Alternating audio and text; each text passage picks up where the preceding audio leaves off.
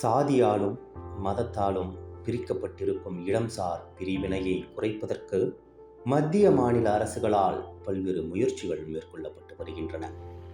இதில் முக்கியமான ஒன்றுதான் பெரியார் நினைவு சமத்துவபுரம். இந்த திட்டத்தின் மூலம் சமூகத்தில் இருக்கும் வெவ்வேறு பிரிவினர்களை ஒரே இடத்தில் குடியமர்த்துவது அவர்களுக்குள் இருக்கும் சமூக வேறுபாடுகளை களையும் என எதிர்பார்க்கப்படுகிறது.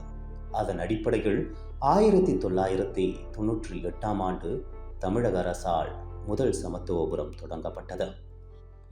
இந்தியா போன்ற தெற்காசிய நாடுகளில் சாதி அதிகார படிநிலைகளின் அடிப்படையில் குடியிருப்புகள் பிரிக்கப்படுகிறது.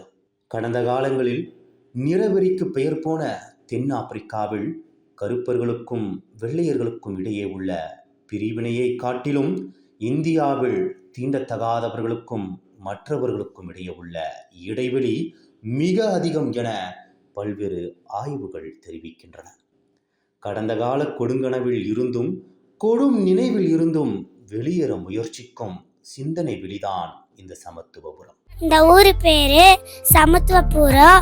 நான் 5th ஸ்டாண்டர்ட் படிக்கிறேன். எங்கள் ஊர் ரொம்ப பிடிக்கும். எங்கள் ஊரில் ஜாலியாக இருப்போம். எங்கள் ஊரில் மரங்கள்லாம் நல்லா வளரும். நாங்கள் ஜாலியாக விளையாடுவோம். விஜய், நான் 8th ஸ்டாண்டர்ட் படிக்கிறேன். இந்த ஊரில் எப்பவுமே ஜாலியாக தான் இருப்போம். மரச்செடிலாம் நல்லா இருக்கு.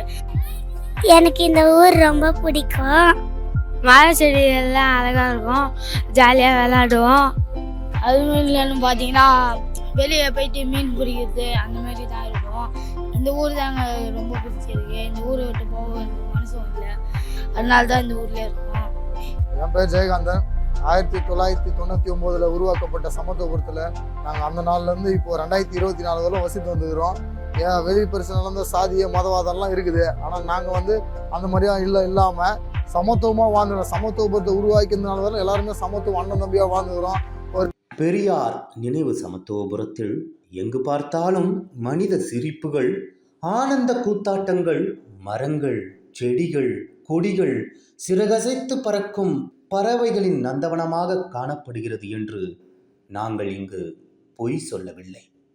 இங்கும் சில வெறுமைகள் உள்ளன, இடைவெளிகள் உள்ளன, போதா தன்மைகள் உள்ளன, பல்வேறு முரண்பாடுகளும் மோதல்களும் முடிவு பெறாத உண்மைகளும் உள்ளன.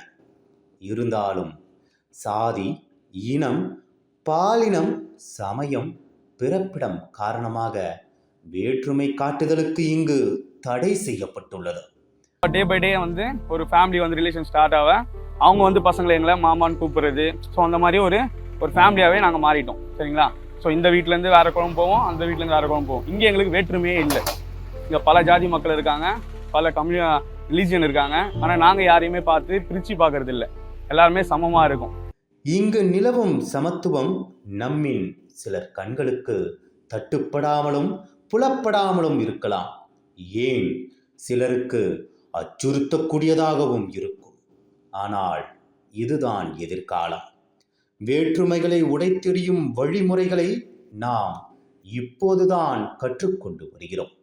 நந்தவனங்களை நாம் தான் இனி உருவாக்க வேண்டும். தமிழின் இனிமை கனியிட ஏறிய சுளையும், முச்சல் கழையிட ஏறிய சாரும், பனிமலர் ஏறிய தேனும், காய்ச்சும் பாகிட ஏறிய சுவையும், நனிப்பசு பொழியும் பாலும், தென்னை நல்கிய குளிரில நீரும், இனியன என்மேன் என்னிலும் தமிழை என்னுயிர் என்பேன் கண்டீர். இந்த பாடல் எழுதியவர் புரட்சி கவிஞர் பாரதிதாசன்.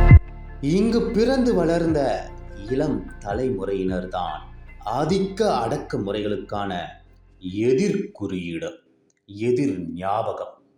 அனைத்தையும் தகர்க்க காத்திருக்கும் வரலாற்று நாடகத்தின் எதிர் பாத்திரங்கள். இவர்கள் பேசும் இந்த சமத்துவம் நம்மை பிடித்து ஆட்டிக்கொண்டே இருக்க போகிறது. இந்த சமத்துவ குரல் சமத்துவபுரத்தில் மட்டுமின்றி இந்த நிலப்பரப்பு முழுக்க ஆட்கொள்ளட்டும்.